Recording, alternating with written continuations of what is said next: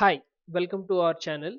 In this video, I'll show you how to add text and various other elements into a drone footage. So first, let's import the footage. Let's create a comp. For this practice, I'll just use 10 seconds. All right.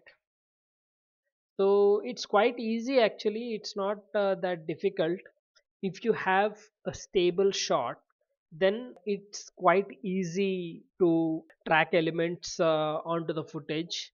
As you can see, this is almost perfect, this footage that I'm using. If it's not a stable shot, it'll be hard to get proper track. So I'll show you what's a good track and how to go about it.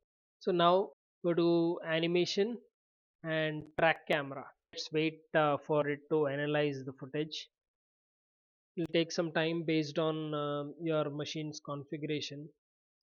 It generally takes couple of minutes. Here you can see how much time is remaining for it to compute. Now it's at 500 odd frames.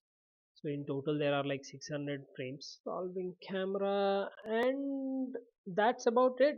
It's that simple to track inside After Effects. I don't know about various other softwares, but if there is a fluid movement in the footage, which is like without lots of camera lens variations and stuff like that, if the focal length is like same without any changes, without any zooms or like lens corrections, then you would easily get a proper track. Now let's select the footage, select this, then you can see the tracking markers everywhere. This circle, the aim bullseye kind of a thing, uh, that should align with your plane to which you're trying to track, whether it's text or just a solid layer or some graphics. uh, the plane, this bullseye marker, that should be properly set. See, if you go here, it's going crazy, it's all over the place. uh, but if I move to here, then I get a proper alignment.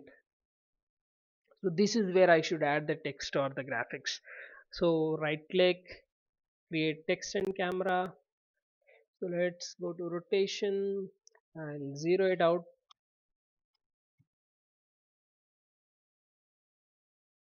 Scale, probably I don't need that much, 1000. Let's go to position and let's center it. Now let's play and see. When I scrub through it, you know that it's following the camera. But let's move it further towards the camera so that it's more evident. So let's do probably an 800. Alright, let's do 0. Alright, now let's play and see how it'll track. And that's just it. Like, it's that simple. We like, I remember spending days and weeks just to track, 10 years back. But right now the technology is so great that our jobs as artists have become more less technical and more creative.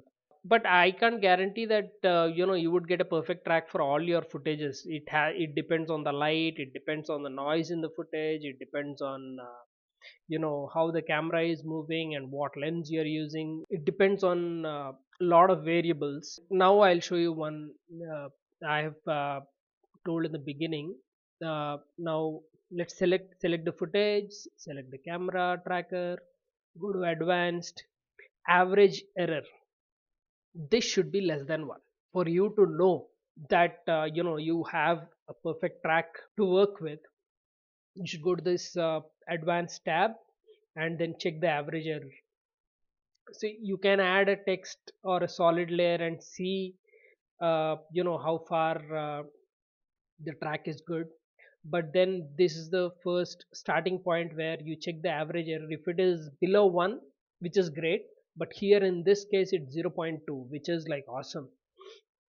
So we don't have to worry about anything. And the way we placed it beyond that building, but then even if we brought that text to near to the camera, it's working perfectly fine. Like, and here, like, you can select, you can add as many uh, elements to this footage. See, as I've mentioned here, it has to match to the plane, the bullseye marker. It has to match to the frame. Just click on it. We already have the camera, so we don't have to create another camera. Just one camera will do for the entire scene. Create text, create solid, create null. If you want if you have some elements that you want to, like, move the properties, you want to control them through a null, uh, then that's great that there is an option like that, so you don't have to worry about it. You don't have to go to each layer and then find if you want to add multiple elements, then create null will be good. If you want to track 4 or 5 different layers, and like you want their properties to be controlled by a single entity, then you can create a null and use that workflow. You can create a solid. Let's add another text.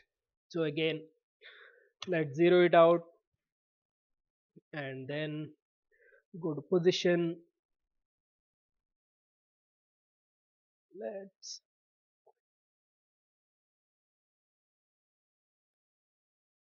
let's give it a color.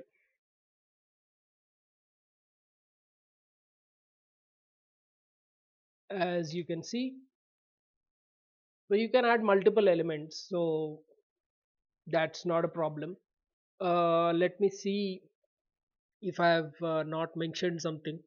Another good option would be, like, let's say your track is not working, then you just click this button, detailed analysis. Let's do a detailed analysis and see what kind of result we get. Let's wait for a couple of minutes. The track is done and it's solving for the camera. Earlier it was like 0.2, and right now again almost the same. This footage is pretty good. It has added lot more points. Earlier we were not getting this plane right. So try that. This is pretty basic. You should know that this option exists in your workflows.